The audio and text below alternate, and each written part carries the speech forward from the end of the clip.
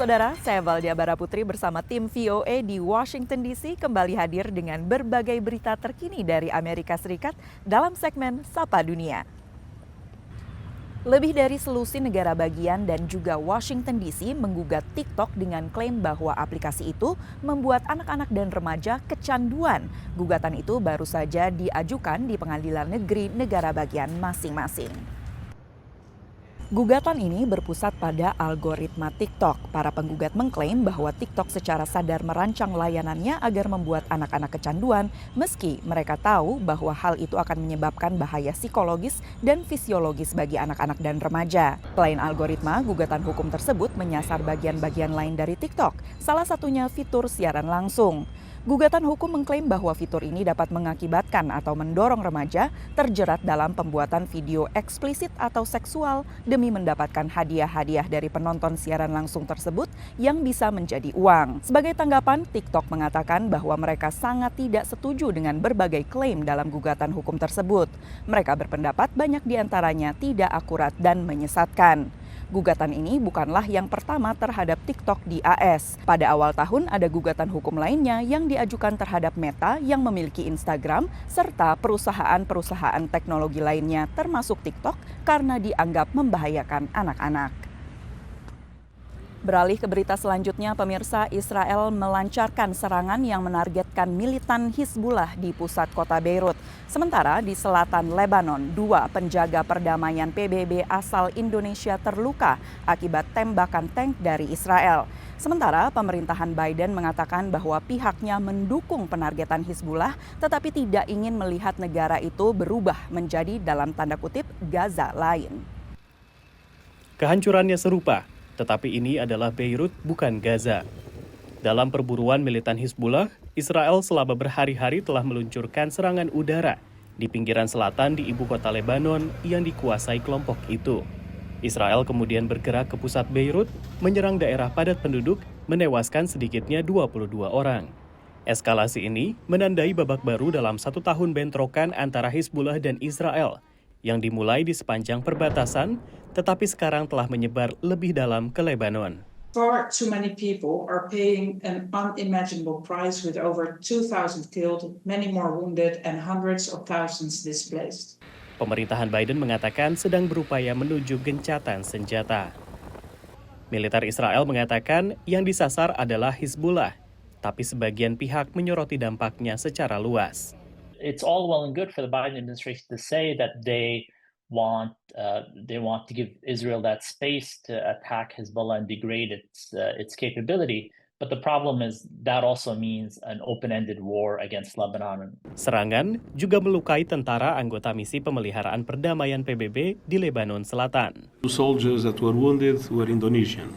Obviously, I condemn the fact that there was shooting against the UN premise. Indonesia juga mengecam. The IDF's indiscriminate attacks against UNIFIL, which wounded 2 of our peacekeepers, clearly demonstrates how Israel positioned itself above international law, above impunity, and above our shared values of peace. VOA bertanya kepada Presiden Biden tentang insiden ini. Asking Israel to stop hitting UN peacekeepers?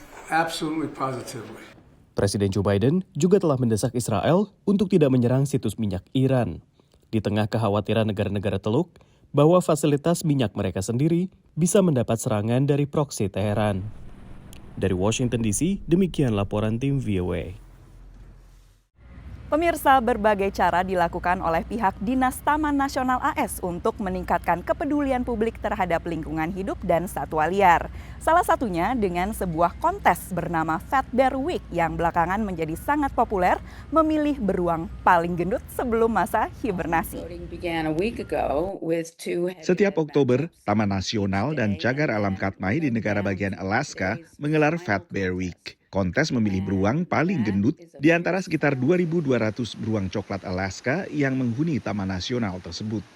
So, Fat Bear Week, in case you've been hibernating, is a March Madness style bracket competition where you get to vote for your favorite fattest bear. And it's a celebration of success because fat means success for the bears in Katmai. Pada 2023, kantor berita The Associated Press menyebut kontes ini sebagai kontes popularitas yang paling diminati di Amerika Serikat melibatkan negara bagian Alaska. They started an online contest to basically promote the fatness of the bears and to celebrate the bears getting ready for winter and celebrating their ability to survive a harsh Alaska winter in hibernation.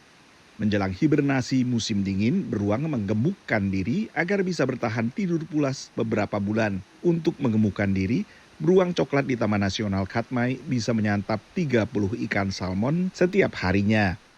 Tahun ini beruang betina bernama Grazer kembali memenangkan Fat Bear Week. Selain mendukung pelestarian beruang, kontes Fat Bear Week yang dimulai pada 2014 ini juga menganjurkan interaksi aman antara manusia dengan satwa liar dengan menyaksikan rekaman kamera saja.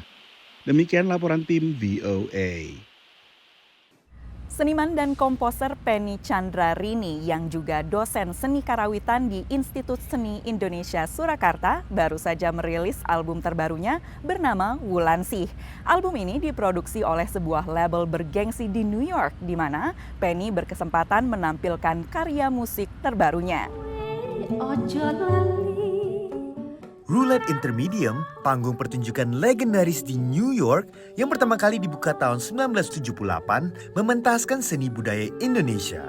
Ini adalah pertunjukan dari album baru berjudul Wulansih, karya seniman dan komposer Indonesia Penny Chandra, yang juga adalah dosen dan dokter bidang seni karawitan di Institut Seni Indonesia Surakarta. Album ini dirilis di record label bergengsi New York, New Amsterdam Records, dan dijual dalam bentuk perangkat CD dan kaset, dan lagu-lagunya penuh dengan musik dan instrumen tradisional Indonesia seperti gamelan. Musik adalah bahasa universal, dan ini yang membuktikan bahwa gamelan itu lentur, gamelan itu sangat fleksibel, gamelan bisa menembus semua jiwa-jiwa, meskipun tidak tahu bahasanya, tapi musik menjadi bahasa kita semua untuk saling terhubung dan saling mencintai. She's one of the most dynamic artists I've ever seen, I've ever performed with. She's a wonderful composer. Konser ini dipenuhi oleh sekitar 150 penonton asal lokal New York. She's the deepest singer, deepest composer. It's very profound to play with her. Penny has that strong possibility to speak to people that are outside of the history and the culture that she's coming from. Terus dari Penny, apakah ada tips untuk para musisi Indonesia yang ingin tembus di pasar internasional? Keyakinan bahwa budaya ini adalah kekuatan kita dimanapun kita berada. Jadi teman-teman di Indonesia, jangan malu. Budaya kita adalah DNA kita, harus kita jaga dan kita rawat. Dan ini adalah kekuatan untuk kita bertanding di sini. Naratama dan Gendira Pratama, VOA New York.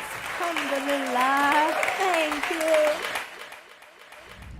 Pemirsa, Sapa Dunia akan kembali pekan depan. Terima kasih atas perhatian Anda. Dari Washington DC, saya Valdia Baraputri dan tim VOA.